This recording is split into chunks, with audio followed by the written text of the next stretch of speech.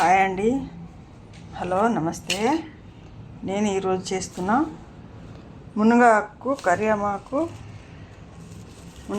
కరివేమాకు మంచిగా తీసుకొచ్చి ఒక్కొక్క ఆకులు తీసేసి మంచిగా కడిగి ఎండబెట్టి రెడీ చేసి పెట్టుకున్న మిర్చి అండి.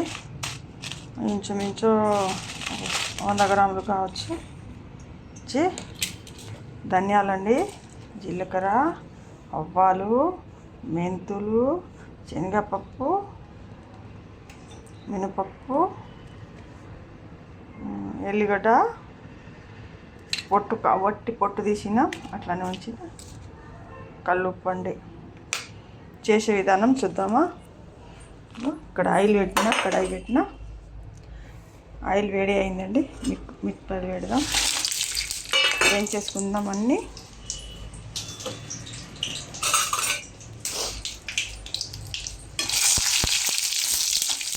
ఏం చేసుకుందామండి. ఆకుకూర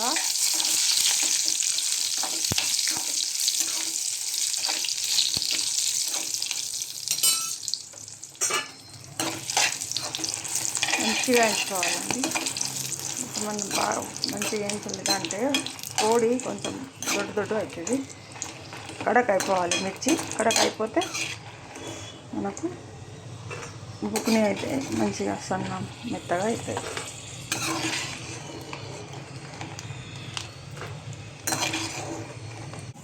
ఇప్పుడు మనం ఇది అన్నీ వేయించేసుకుందాం.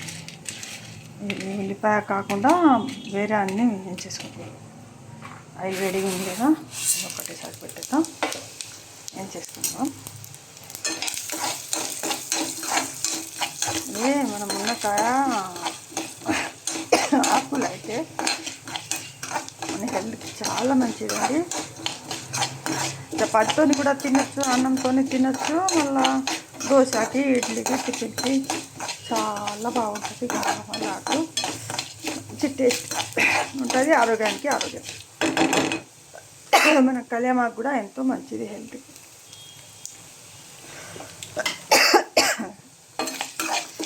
కొన్ని చేసుకొని పెట్టుకుంటే వారం రోజు ముక్కలు చేసి పెట్టుకుంటే వారం రోజు తిని మళ్ళీ చేసుకోవచ్చు. మునగాకు, కరివేమాకు నా తోట మీద ఉన్న ఆకులండి. పోయే అవసరమే లేదు, అన్నీ ఉంటాయి. అక్కడ నుంచి తీసుకొని వచ్చేసిన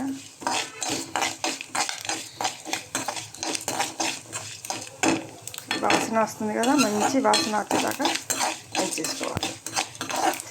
కమ్మగా వాసన వస్తుంది. ఇప్పుడు తీసేసుకున్నాం. ఎట్లా పెట్టినా తీసేసుకున్నాం. మంచి వాసన వస్తుందండి. తీసేసుకున్నాం.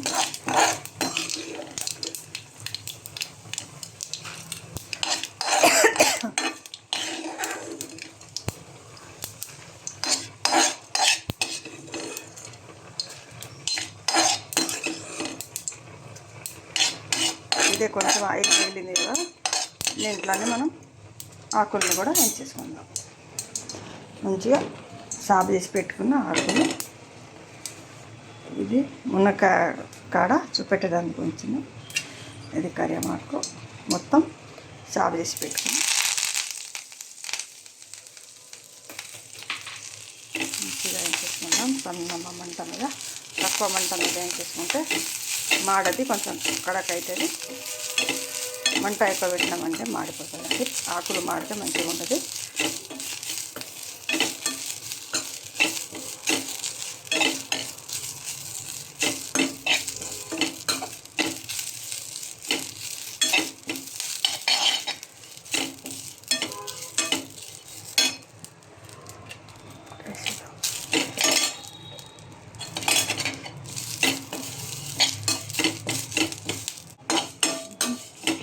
చేసేసుకుందామండి. అయింది కదా, ఇంకా ఎక్కువ అంటే మాడుతుంది. సన్న మంట మీదనే దీనికి ఉంచుకోవాలండి. తీసేసుకుందాం. కొంచెం చల్లారనిద్దాం. ఒక 15 నిమిషాలు, మళ్ళీ తర్వాత గ్రైండర్ పెట్టాం. మంచిగా చల్లారిందంటే ఆకులు కొంచెం కడక్ అవుతుంది. అప్పుడు మనం గ్రైండర్ చేసేసుకోవాలి.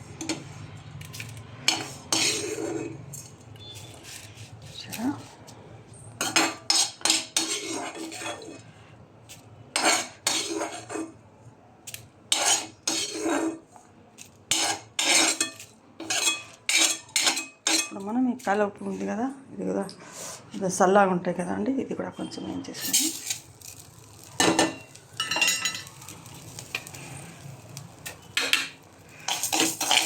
ఇంత వేడిద్దాం, మళ్ళీ కుక్క పడితే గ్రైండర్ చేసిన తర్వాత తక్కువ అయితే మళ్ళీ కొంచెం పెట్టిస్తాను.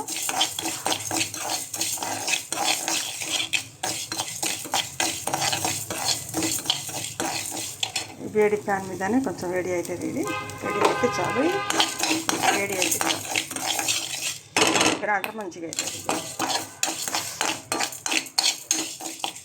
వేద్దామండి, అన్నీ చల్లారనిద్దాం మంచిగా, కొంచెం సేపు ఒక 15 నిమిషాలు చల్లారనిద్దాం. ఉంది కదా మంచిగా 15 నిమిషాల తర్వాత గ్రైండర్ చేసేద్దామండి. ఇప్పుడు అన్నీ చల్లారింది కదండి, ఇప్పుడు మనం గ్రైండర్ పట్టేద్దాం.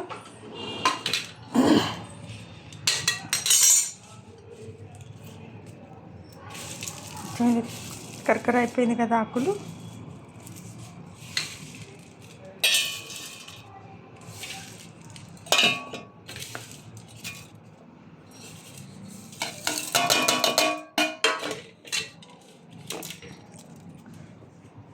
తర్వాత